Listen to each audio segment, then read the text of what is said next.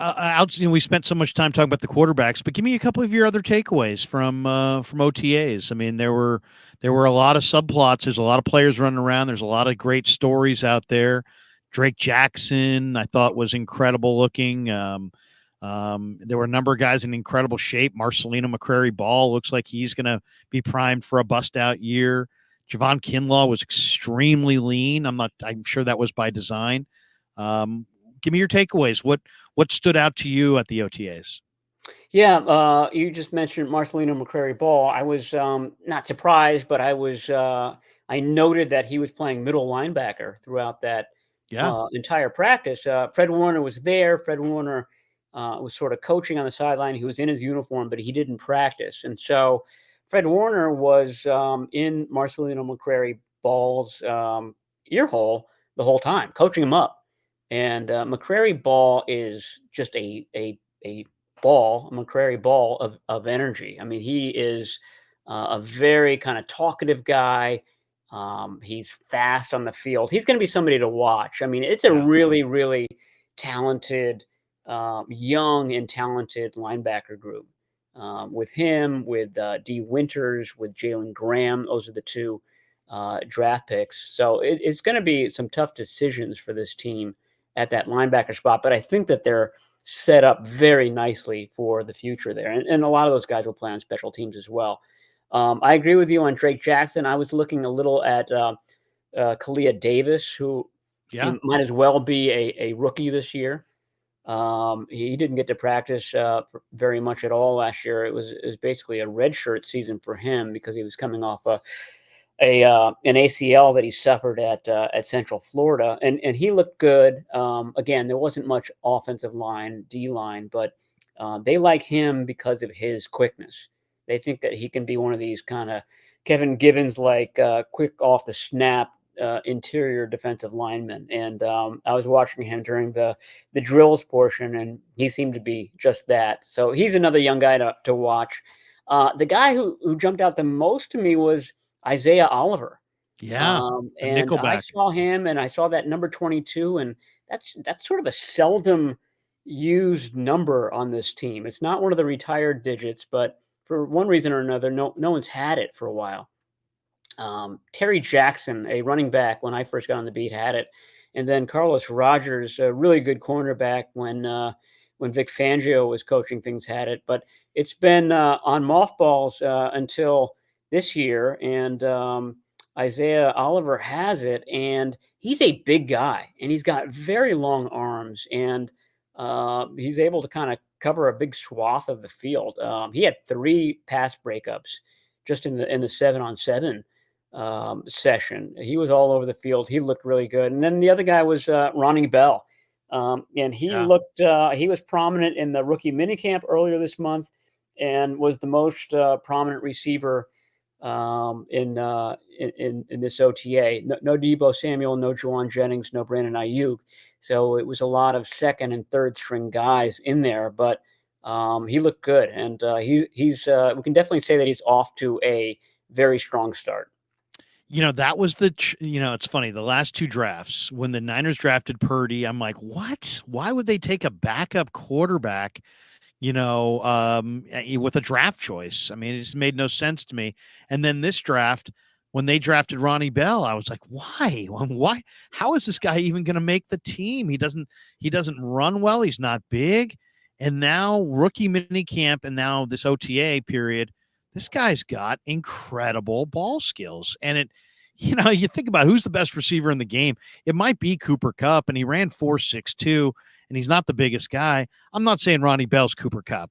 Don't get me wrong, but Ronnie Bell has got elite ball skills. I mean, this guy can catch anything that's in it that touches his hands. He's got a great chance to catch. Do you that competition? First of all, the number one thing that jumps out to me is that there's going to be great competition at several spots. But wide receivers right at the top of the list. I mean, does Ronnie Bell make the team? And if so, how many receivers do they take? Whose job does he take? I mean, I think this year we're talking about 3 quarterbacks making the 53-man roster. So you can't go deep on on very many spots. They love to keep 10 defensive linemen. They love to keep 9 offensive linemen. They only kept 5 wide receivers last year, which is a small amount. This is the NFL. I mean, most teams have 6 or 7, and the 49ers had 5. And so I can't see them, going to 6 this year. So I think the number is 5, and you got your first 3 in Jennings, Samuel, and Ayuk. And so now you're talking about 2 more spots for Ray McLeod, Danny Gray, Ronnie Bell, and Tay Martin. I think those Yeah. those are probably the next 4 guys. So 4 Yeah. of those guys, 2 spots.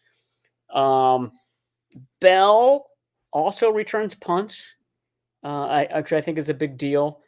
The 49ers like him because he's sort of an overachiever. He is going to learn all 3 wide receiver spots um, by the end of by the end of the spring period. He seems like he's already there, but he's somebody that just his personality, his style, sort of makes you confident that okay, if we send Ronnie Bell in there, he's going to know what to do.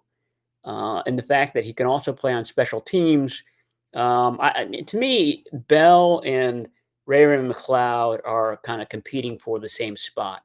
Danny Gray is interesting. I think the 49ers drafted him last year knowing that he was going to be a project.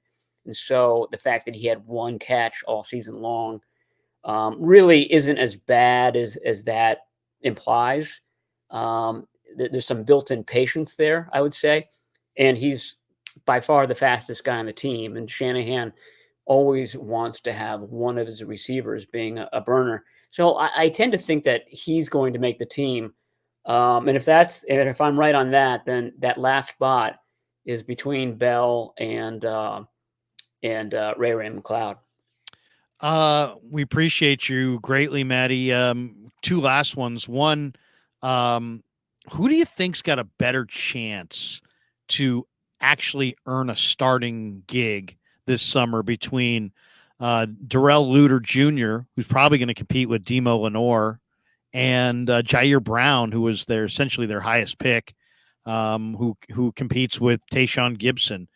Do you think either of those rookies have a chance? Luter's an interesting guy because he's so big. He plays bigger than he is because of the arm length, and he's played a lot of man and he's been isolated.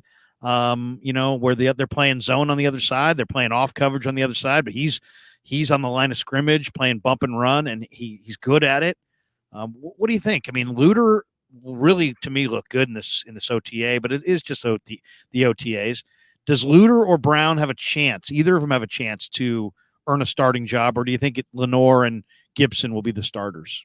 Yeah, I mean, I think it comes down to injuries, of course, but I would say that probably Brown does. I mean, I think the 49ers plan with Brown is for Tashawn Gibson and Talanoa Hufanga to be the starters this year, and then Gibson's only signed for 2023, and so next year would be the Hufanga and Brown show, and I think that they hope that that's the case for a long time. But I mean, something. I mean, Hufanga wasn't even there on Tuesday, so anything can happen at any point. It just seems like there's a shorter path for Brown to get a starting role than Luter would. I don't know if he's going to be ahead of Ambry Thomas or not. So he might it might require a couple of injuries for him to reach the starting lineup. But I mean, all of those guys. I mean, just about every rookie has already sort of had a highlight reel play or something like that to kind of indicate that these guys are off on the right foot.